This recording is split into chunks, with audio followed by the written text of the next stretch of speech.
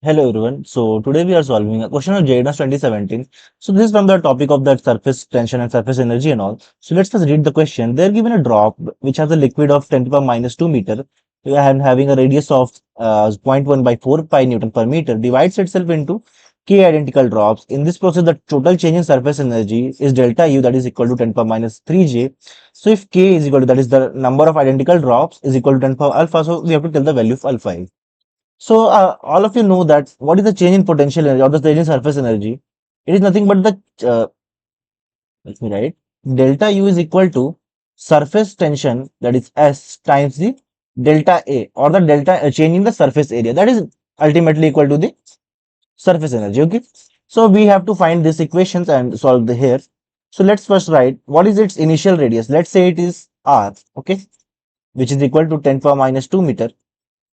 After splitting, let's say it becomes into smaller particles of radius smaller. Okay, so we know that the if a bubbles breaks down and break down into many particles, so the ultimate volume will be same always. So let's write the volume. What will be the volume of this bigger bubble is, or the drop of liquid will be equal to 4 by 3 pi into r cube, that is 10 power minus 6, which should be equal to how many particles are there? There are 10 to the power alpha particles into 4 by 3 phi into what is our new radius, it is r cube. Okay, so we can cancel this and we know that our 10 to the power minus 6 is equal to 10 to the power alpha into r cube. Okay, so here we have a one relation, and further seeing here, so delta U is given as 10 power minus 3. What is delta U? So if I write 10 power minus 3 joule, this should be equal to change in area multiplied by the surface tension. What is surface tension given here? It is 0.1 by 4 pi. What is the change in area that comes? So after it becomes like after it splits here, so its net area will be equal to 10 to the power alpha times 4 pi. What is new radius here? It is r square. Okay, minus what was is initial surface area? It was 4 pi times r square. Okay, now putting all the values here, so I'll get 10 to the minus 3.1 by 4 pi into 10 to the power alpha times 4 pi r square minus 4 pi into what is r square, it will be equal to 10 power minus 4 here. Okay, so we can cancel all the 4 pi's here. So what we will get is 10 to the power minus 3 is equal to 10 to the power minus 1 times 10 to the power alpha into r square minus 10 to the power minus 4 here. Okay, so taking 10 to the power, how much we can take common is, that doesn't matter, let's move it there. So it will be 10 power minus 2 will be equal to 10 power alpha times r square minus 10 power minus 4. Okay, now what we have to do here, we need to find what is r square. So to find r square, we can take 10 power minus 6 by 10 power alpha is equal to r cube. So to make it r square, we need to do it 2 by 3. We have to take the power of 2 by 3 both sides.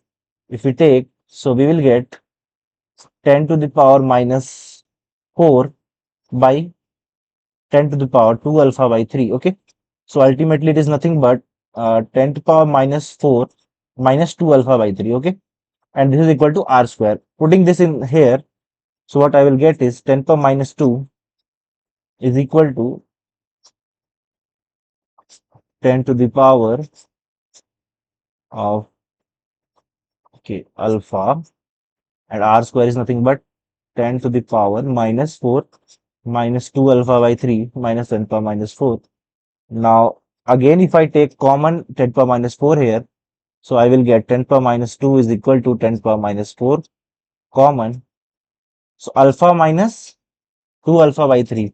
So it will give us nothing but 10 to the power alpha by 3 here. Okay, which is equal minus 1. Now if we take here like this, that side, so we will get 10 power minus, so 10 power 2 is equal to 10 power alpha by 3 minus 1. If I send this minus 1 that side, so we will get, so 10 power 2 plus 1 is equal to 10 power alpha by 3. Now if I take cube both sides, so what I will get is 10 square plus 1 whole cube is equal to 10 power alpha. So you can see that what will the maximum order of 10 here, so it will be somewhere around equal to 10 to the power 6 here.